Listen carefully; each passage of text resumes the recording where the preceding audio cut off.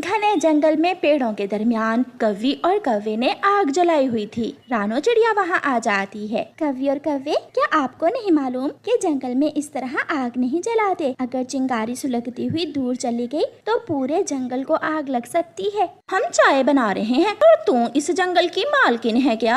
हम सब मालिक हैं इस जंगल के। ये जंगल है तो हमारी जिंदगी है। अगर जंगल ना हो तो हम में से कोई भी जिंदा नहीं रहेगा। हमें ज्यादा भाषण देने की जरूरत नहीं है, चल भाग यहाँ से।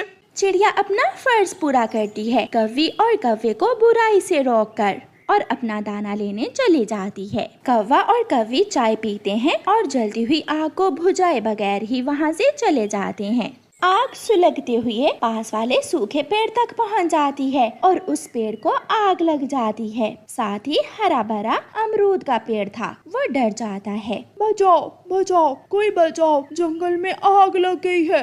साथ वाले आम के पेड़ पर मैना का घोंसला था, जिसमें मैना के 2 बच्चे भी थे। अगर ये आग बढ़ गई तो मेरा घोंसला भी जल सकता है, मुझे इस आग को बुझाना होगा। मैना नदी से पानी लाती है और आग पर गिराने लगती है, मगर आग तो बहुत तेज थी। वो आग कहाँ बुझने वाली थी। बढ़ते बढ़ते आग अमरूद के पेड़ तक पहुँच जाती है और वो हरा भरा अमरूद का पेड़ भी जलकर राख बन जाता है। चिड़िया चिड़िया, मेरी मदद करो, जंगल में आग लग गई है, पेड़ जल रहे हैं, अमरूद का बड़ा पेड़ जल गया है और अब वो आग मेरे घोंसले की तरफ बढ़ रही है। मैंने रोका था उन कौवों को, मना किया था कि जंगल में आग ना जलाएं, मगर उन्होंने मेरी बात ना मानी। चिड़िया अपना मटका लेकर मैना के साथ जाती है। धुआं अब पेड़ों से ऊपर तक जा रहा था। तोते यार, लग रहा है वहाँ सामने जंगल में आग लग गई है, हमें जाकर देखना होगा। धुआं देखकर तोता और कबूतर भी आग की तरफ जाते हैं। तोते और कबूतर, आग को बुझाने में हमारी मदद करो, वरना हमारे घर जल जाएंगे। आप चिंता न करें, हम आगे हैं। सारे पक्षी मिलकर आग बुझाने की कोशिश कर रहे थे, मगर आग आगे से आगे बढ़ती जा रही थी। मैना, शायद अब तुम्हारा घोंसला नहीं बचेगा, तुम अपने घोंसले से बच्चों को बाहर निकाल लो। मैना रोती हुई अपने बच्चों को घोंसले से बाहर निकाल लेती है। सब थक हार कर बैठ जाते हैं। मैं तो थक गया। मैं भी।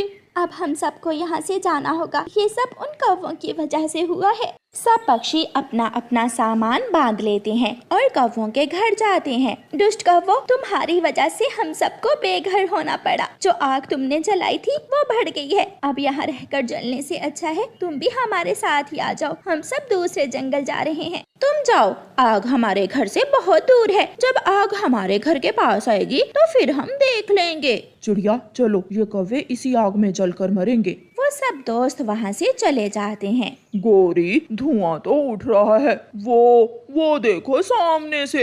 ऐसा ना हो कि हम आग में फंस जाएं। सब चले गए हैं, अब इस जंगल का सारा दाना और फल हम खाएंगे, हम यहाँ से नहीं जाएंगे। कव्वी और कौवा आराम से अपने घर में चले जाते हैं। सारे पक्षी उड़ते हुए दूसरे जंगल पहुँच जाते हैं। उनके पास घर नहीं था, वो सब रात गुजारने के लिए बहुत परेशान थे। तभी वहाँ एक मधुमक्खी आती है।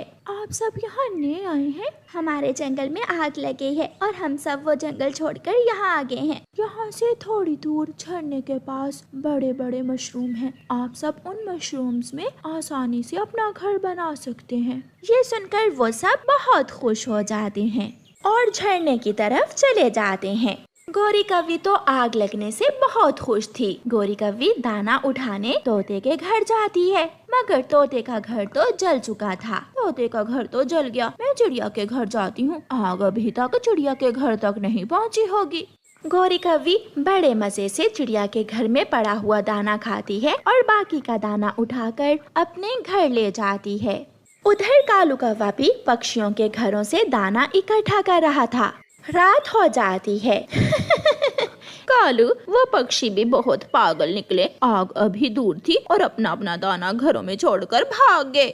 अब पूरा साल हम ये दाना खाएंगे, ना काम ना काज, मुफ्त का अनाज। कालू जी, अगर तुम कहो तो कल मैं अपनी माँ को भी यहाँ ले आऊँ, मेरी माँ भी 4 दिन मुफ्त का दाना खा लेगी। तुम अपनी माँ को ले आओ और मैं भी अपने मामा जी को ले आऊँगा। बातें करते करते वो कौवे सो जाते हैं। मैना, चिड़िया, कबूतर और तोता सबने मशरूम में अपने अपने घर बना लिए थे। वो सब अपने जंगल को बहुत याद कर रहे थे, मगर वो खुश भी थे कि उन्होंने अपनी जान बचा ली थी। आधी रात को आग सुलगती हुई कौवों के घर के पास पहुंच जाती है और हवा के एक झोंके से आग की एक चिंगारी कौवों के घर की छत पर गिर जाती है और थोड़ी ही देर में वो आग कौवों के पूरे घर को अपनी लपेट में ले लेती है। कौवा और कौवी अपनी ही जलाई हुई आग में जलकर मर जाते हैं और उनका जमा किया हुआ दाना उनके किसी काम नहीं आता। यह बहुत अच्छी, समझदार और संस्कारी थी, जबकि मीना बहुत नकचड़ी और बदतमीज थी। वो तो अपनी माँ का भी कोई कहना ना मानती थी। मीना और गुड़िया बेटी, चलो मेरे साथ। आज मैं आपको सिखाऊंगी कि जंगल में सूखी लकड़ियाँ कहाँ से ढूंढते हैं। मम्मा, आप गुड़िया को साथ ले जाएं। मैं तो अपनी सहेली से मिलने जा रही हूँ। ऐसा कहते हुए मीना वहाँ से चली जाती है। मम्मा, ये मीना भी ना कुछ ज्यादा ही बिगड़ती जा रही है। मैं भी इसकी वजह से बहुत परेशान हूँ। गुड़िया बेटी, ये तो माँ का घर है। अपने ससुराल में जाकर न जाने ये क्या करेगी।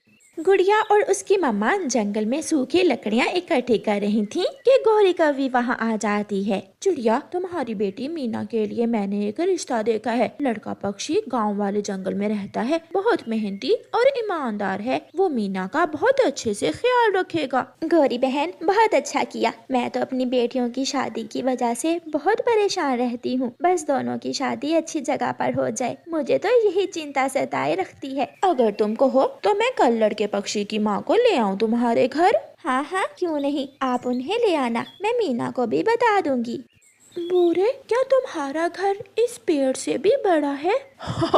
बहुत बहुत बड़ा घर है मेरा। पूरे शहर में सबसे बड़ा घर मेरा है। तुम वहाँ रानी बनकर रहोगी, रानी। मेरा तो दिल कर रहा है कि मैं उड़कर शहर वाले जंगल में पहुँच जाऊँ। मैं तुम्हें अपनी हवाई मोटर में बिठाकर पूरे शहर की सैर करवाया करूँगा, कभी यहाँ तो कभी वहाँ। अच्छा, अब मैं जाती हूँ। माँ मेरा इंतजार कर रही होंगी।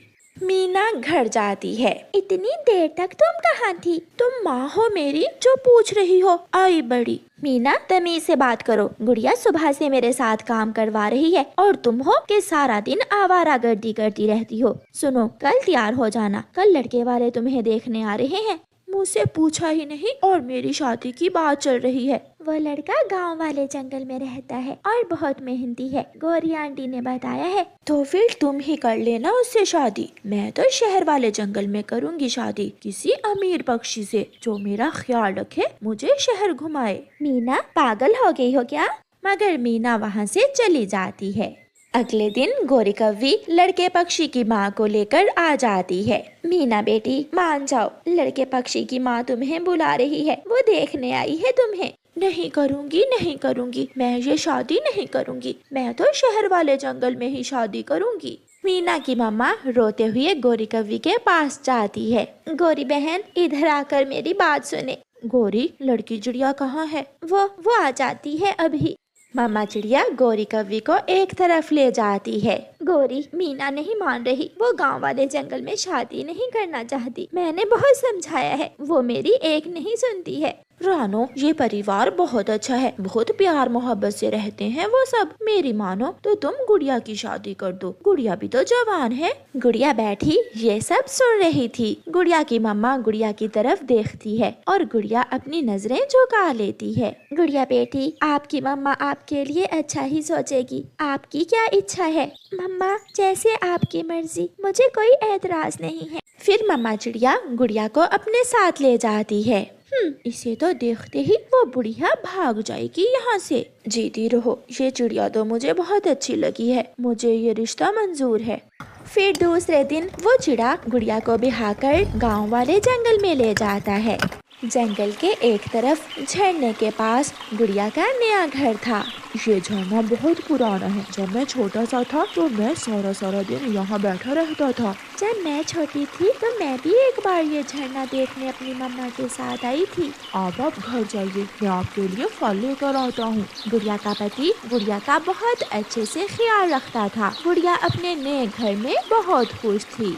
बेटी, जब आपको अपनी मम्मा की याद आए तो मुझे बता देना, मैं आपको मिलवा लाऊंगी। माँ जी, आपके होते हुए मुझे मम्मा की याद आती ही नहीं। आप भी तो मुझे माँ की तरह ही प्यार करती हैं। मीना, जो शहर वाले जंगल में शादी करना चाहती थी, वो बुरे चिड़े से पसंद की शादी कर लेती है। माँ, मुझे माफ करना, मैंने बुरे चिड़े से शादी कर ली है। अब इसे दुल्हा बनाकर यहाँ लाने की क्या जरूरत थी? जो थोड़ी बहुत इज्जत बची है मेरी, उसे भी मिट्टी में मिलाना चाहती हो? जाओ यहाँ से। चलो मीना, मुझे रोना धोना पसंद नहीं है। मीना बुरे के साथ चली जाती है।